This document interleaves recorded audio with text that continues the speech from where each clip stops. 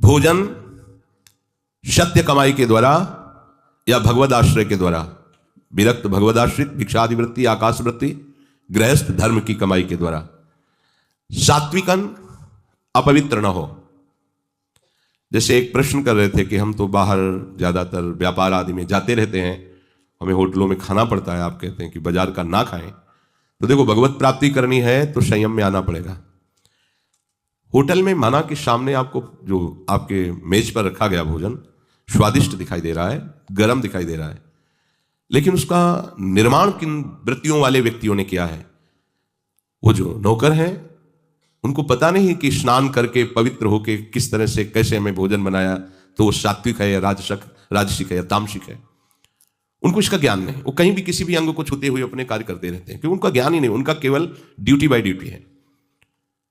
दूसरी बात है कि जिस रसोई में अभक्ष पदार्थ रांधे गए, होटल है, उसमें अंडे हैं, मांस है, ऐसे, और आपसे कहा जाता है कि हमारे यहाँ वेज और नॉन वेज दोनों हैं, तो अब उस रसोई में आप सोचो कि हम मांस आदि तो पाते नहीं हैं, लेकिन वो कम भी नहीं है मांस से जहां रसोई बनी है, वो आपकी बुद्धि वैसे ही भ्रष्ट करेगी। अब जब जो बहुत ही जैसे राज सैनिक हैं, आर्मी आदि की व्यवस्थाएं हैं, अब उनके लिए हम शासन नहीं दे सकते शास्त्र का इस रूप में, क्योंकि राजकीय विभाग के ऐसे घोर कर्म में उनकी सेवा लगी हुई है कि उनको ऐसा नहीं कि वो फल फूल खा के 2-4 दिन रहे, नहीं, उनको चाहिए अन्न, चाहे आप बॉर्डर में लगे हुए हैं रात दिन उनको, तो जैसी भी परिस्थिति हो नाम जप करो, नाम तुम्हारा मंगल कर देगा। वहां भगवान जान रहे हैं कि उसकी परिस्थिति ऐसी है, पर यदि आप रह सकते हैं तो पवित्र आहार पर दृष्टि डालिए। पवित्र आहार यदि आपका नहीं है तो आपकी बुद्धि भजन में नहीं लगेगी। आप सोचते हैं कि इधर उधर गंदी वृत्ति से बनाए हुए भोजन को पा करके आप भजन कर लेंगे, नहीं। हम आंखों देखी बात कह रहे हैं, 1500 लोगों का भोजन बनना था, वो काफी विस्तृत भंडारा कुछ आके किए थे। तो शाम के जब टहल रहे थे तो वो लोग अशोक के नीचे बैठे मदिरा पान कर रहे थे। जितने रसोई बनाने वाले थे पान करके मसाला की पुड़िया मुख में डाल के और फिर रसोई बना रहे थे, और उसी रसोई का संतों को भोग लगना था, श्री जी को भोग लगना। क्या भोग लगेगा? क्या बुद्धि भजन में लगेगी? मदिरा पान करके वो बना रहा है, ऐसा राक्षसी भोजन भला श्री जी भोग पाएंगी? अच्छा, बनाने वाले ने पैसे दे दिए, पाने वाला उस समय पाएगा जब खुशबू से गरम गरम सामने आएगा। लेकिन ये दृश्य तो वही देखा ना जो वहां है 24 घंटे। अब इस दृश्य को हम बोले तो एक परिकर आया था दाल बाटी चूरमा संतों को पवाने के लिए। सुबह की बात है, भारी परात में पैरों से आटा लगाया जा रहा था, 3 बजे तड़के, कोई था नहीं। तो उनसे हमने कहा कि अरे भाई ये आप क्या कर रहे हैं? उनका आटा लगा रहे हैं। हम कहा इससे आटा लगाया जाता है, क्यों आप ऐसा कर रहे हैं? अरे बोले जब हजारों संतों को बाटी चूरमा पवा, तो उनको आप समझ रहे हो कहाँ हो? वृंदावन धाम में हो, ये कोई होटल नहीं। आप जिनको पवाना चाहते हो वृंदावन वासी वीतराग भगवत अनुरागी, तुम्हारा सारा सुकृत नष्ट हो जाए। तो बोले थोड़े वाला आटा थोड़ी बाबा, भी हाथ से थोड़ी लगेगा। अरे बाबा ये सब चलता है, तुम जाओ।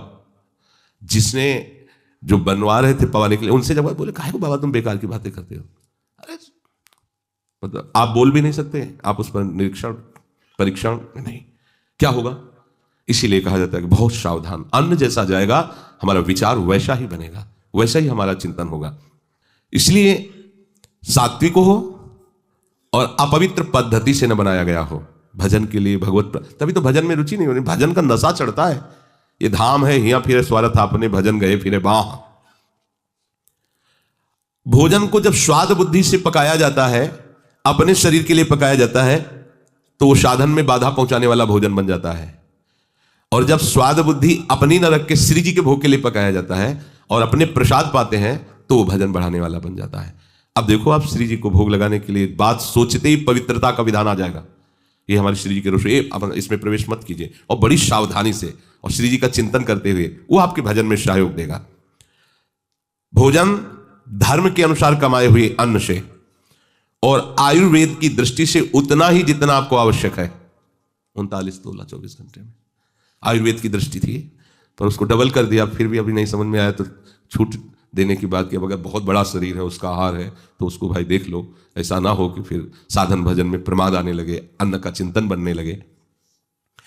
जिस भोजन को किसी औषधि के द्वारा ना पचाया जा सके, सुपाच्य स्वयं पच जाए, उतना भोजन। अब दबा के पुआ कचौड़ी और समोसा और सब पा लिए तो फिर पचाने के लिए चाहिए, नहीं तो एसिड बन रही है, दवाइयां। ऐसे भोजन की आवश्यकता साधक को नहीं होती। किसी दिन मान लो पूड़ी कचौड़ी है, 2 पूड़ी ले लीजिए, 1 कचौड़ी ले लीजिए, सब आपको और दवा की जरूरत नहीं पड़ेगी। पर 2 नहीं, वो ऐसे तो 3 पाते हैं, पर उस दिन 13 तक पहुंचने की कोशिश होगी, क्योंकि पकवान है, इसलिए सावधान। जो युक्त आहार करता है, यथोचित आहार करता है, उसे भजन में बाधा नहीं होती। और विहार, बहुत ज्यादा चलना फिरना भी ठीक नहीं है और एकदम बैठे रहना भी ठीक नहीं है। भगवान ने कहा विहार भी युक्त होना चाहिए। देख ले कि इतने किलोमीटर चलने से हमारा शरीर थकित भी नहीं होता और भजन भी नहीं रुकता। ऐसे हमें दौड़ दौड़ के परिक्रमा देने की जरूरत क्या है? क्यों दौड़ रहे हैं? एक एक मंत्र जपते हुए आराम आराम से पैर बढ़ाइए आगे। अगर आपके पास समय नहीं तो आज चले जाइए पानी घाट तक, कल पानी घाट से इधर आ जाना घूम। अपना तो नित्य भजन है, हमारा चिंतन छूटे और दौड़ दौड़ के परिक्रमा लगा रहे। दौड़ क्यों? क्या करना है हमें? भजन ही तो करना है ना। बोले समय नहीं तो ठीक है, यहां से केसी घाट तक चले जाइए, केसी घाट से दूसरे दिन चामुंडा तक चले जाइए, चामुंडा से तीसरे दिन पूरा कर लीजिए, बहुत बढ़िया परिक्रमा हो जाएगी। नाम अगर एक सांस में आराम से हो जाती है, आपकी दिनचर्या में कोई बाधा नहीं, बढ़िया। अब परिक्रमा करके आप थके बैठे हैं और आपका भजन में मन नहीं लग रहा, थकावट में मन लग रहा है, ये भी नहीं। निरंतर भजन करने के लिए उतना ही शरीर से श्रम करना है जिससे हमारा भजन न छूट जाए। भागवतिक श्रम भी उतना ही करना है। छठदम सील बिरत बहुकर्मा, बहुकर्मा, हमें वो बहुत से कर्म नहीं करने जिससे हमारा शरीर शिथिल हो जाए, भजन छूट जाए। निरत निरंतर सज्जन धर्मा, जो साधु महापुरुष जिस धर्म का आश्रय लिए उसी में हमें निरंतर रहना है। भजन युक्त चेष्टसु कर्मसु, आपकी चेष्टा आपके कर्म उतने ही होने चाहिए जितने में भजन न रुके। आप बहुत शरीर से मेहनत कर लेंगे तो आपका शरीर थकित हो जाएगा, भजन में मन नहीं लगेगा। उतना कर्म कीजिए जिससे आप शिथिल ना होइए, आपका भजन चलता रहे। दूसरों की हित बुद्धि से भगवत प्रसन्नता के लिए, शास्त्र विधान के लिए जो कर्म किया जाता है उसमें आंतरिक प्रसन्नता होती है और उसी प्रसन्नता में भजन होता रहता है। युक्त स्वप्नावबोधस्य, सोना अगर बिल्कुल नहीं होगा तो भी परेशानी आ जाएगी।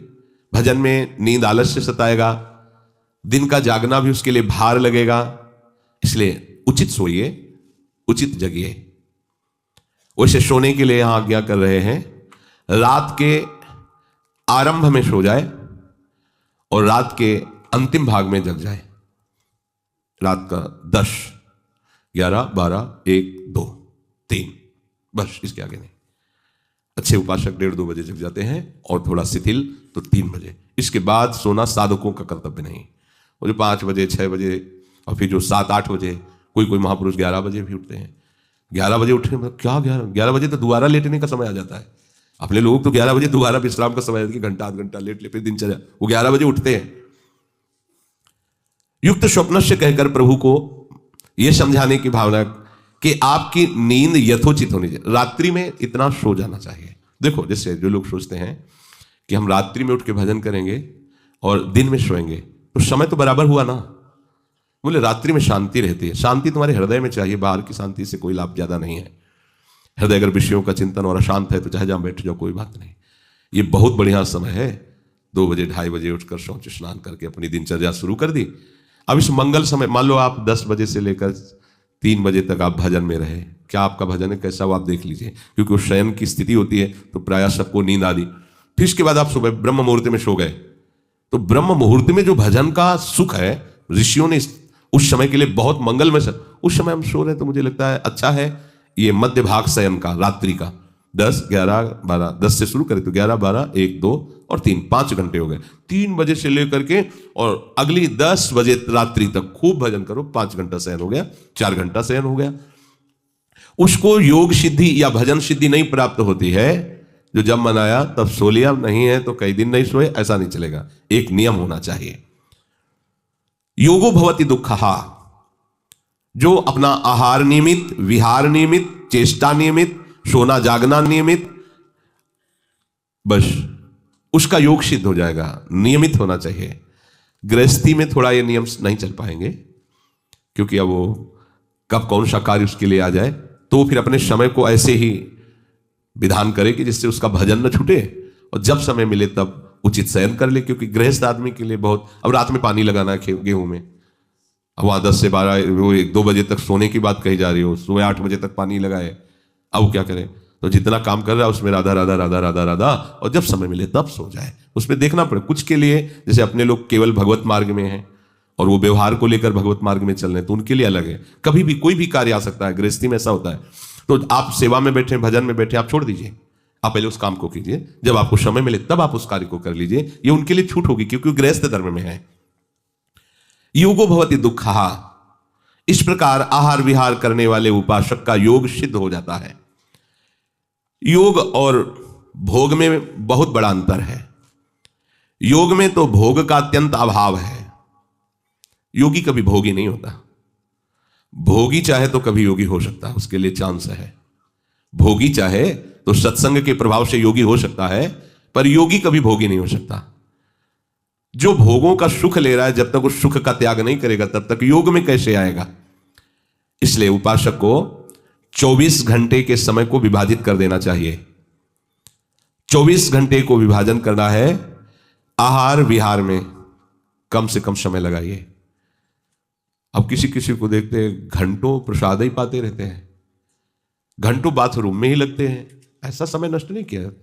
अधिक से अधिक 35 मिनट शौच स्नान, अधिक से अधिक मंजन किया, शौच 35 मिनट, 45 मिनट भोजन, अधिक से अधिक, और चबा के पाना चाहिए। किसी किसी को देखते हैं मुंह में गया, एक दो बार घुमाया, अंदर लोहे की मशीन नहीं लगी है, ये आपके भजन के लिए है, सावधान।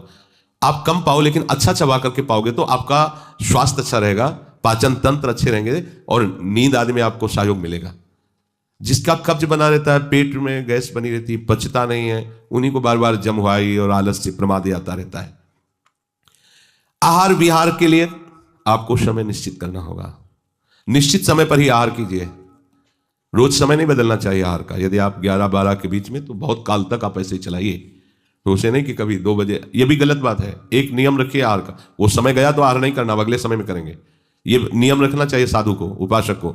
11 से 12 का नियम है मध्याह्न के आहार का हमारा। यदि हमें 11 और 12 के बीच में नहीं मिलता तो हम 1-2 में नहीं पाएंगे, फिर हम पाएंगे रात्रि वाला जो 7-8 का है, क्योंकि कुछ बिगड़ नहीं जाएगा उसमें, आपका और भजन बनेगा।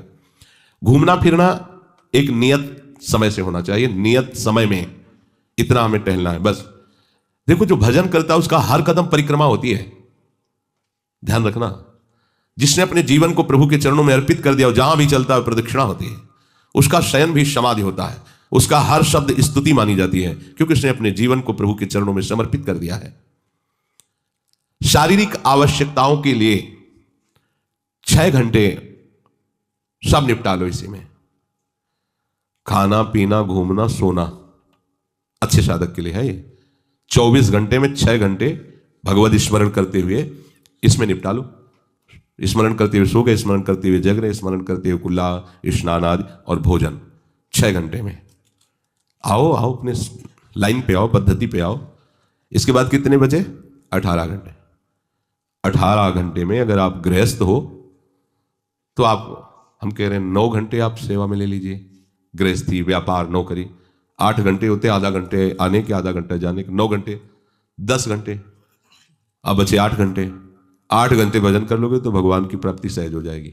8 घंटे पाठ सेवा भजन, उसे विभाजित करो अलग अलग समय में। अगर 10 घंटे सांसारिक सेवा करो, 6 घंटे में खाने पीने सोने का कर लो, तो आपके पास इतना समय बचता है भजन का कि उतना भजन कर लोगे तो भगवत प्राप्ति सहज हो जाएगी। यदा विनियतम चित्त मात्मन्येवावतिष्ठते निष्पृहा सर्व कामेभ्यो युक्त इत्युच्यते तदा। यदा विनियतम, जिस समय ये चित्त तुम्हारे वश में हो जाएगा। ये चित्त हमारे वश में नहीं, हम चित्त के वश में हैं। जो चिंतन करा था